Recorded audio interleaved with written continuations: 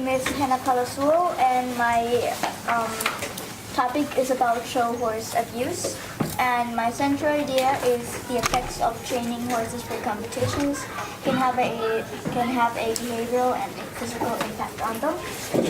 My lines of inquiry are creating awareness of proper treatment for horses, and humans should be advocates for horses, and positive changes need to be made in the future towards ethical training practices with the show horses. My guiding questions are: how are horses used in shows and competitions treated? And how can we create more awareness in support of healthy horses? And how can we support horses and be an advocate for them? Many people don't know what show horses are. So they are basically horses that perform in public, like circuses, shows, and tournaments. Horses sometimes get abused in order to perform, and they usually get intensive training frequently and not much free time. So more than 1 hour riding or even hard exercising can cause problems such as back injuries, like in riding schools where the ponies have to go from hour to hour with someone on their backs. Their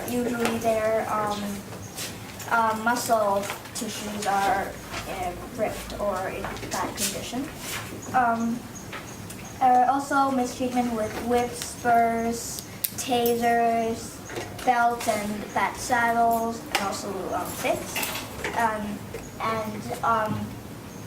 I did 2 interviews with the Roncalli Circus with the pony trainer and also my riding teacher. So many people say that horses are really big, like nothing could hurt them and stuff. But actually small mistakes could injure them, like pull of the reins can pinch the horse's mouth.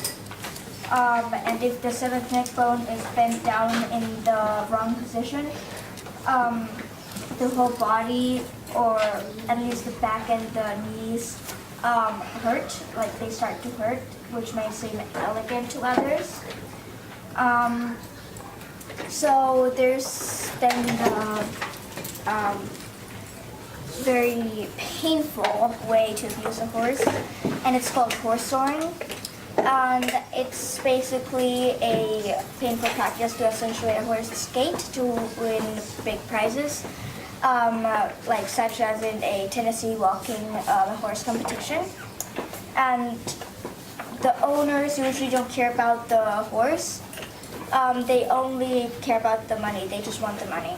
So what they do is they put something in their feet that irritates them every time they step on the ground, so it hurts. So they put their legs up high and fast, And there's 2 types, which are the mechanical one and the chemical one. And the mechanical soring is when the hoof is trimmed to the nerves, so that the sole, which is the very sensitive part of the hoof, when that is in direct contact with the pad that they put on the horse's legs while doing this performance. So what they do in mechanical soring is they put nails, screws, metal beads,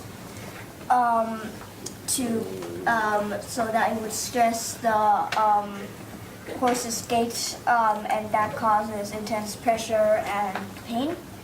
And it's basically when a horse is walking on needles or something like that.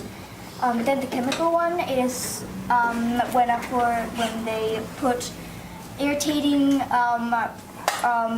chemicals and acidic products on the horse's forelegs to cause stress in his skating competition.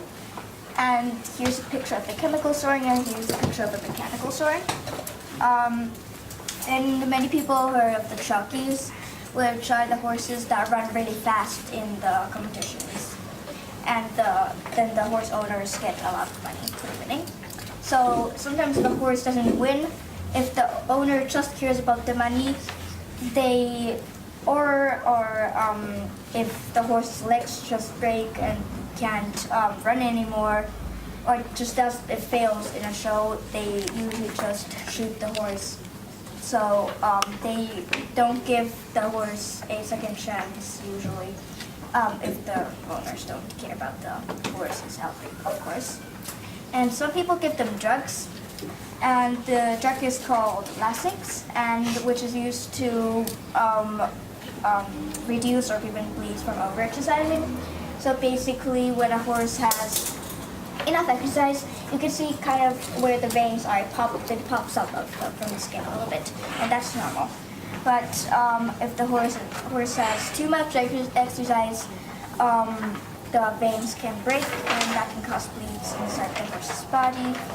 And of course, if you don't pay attention to it, the horse eventually dies because of the blood inside the body. So also running the whole time is not healthy for the horses.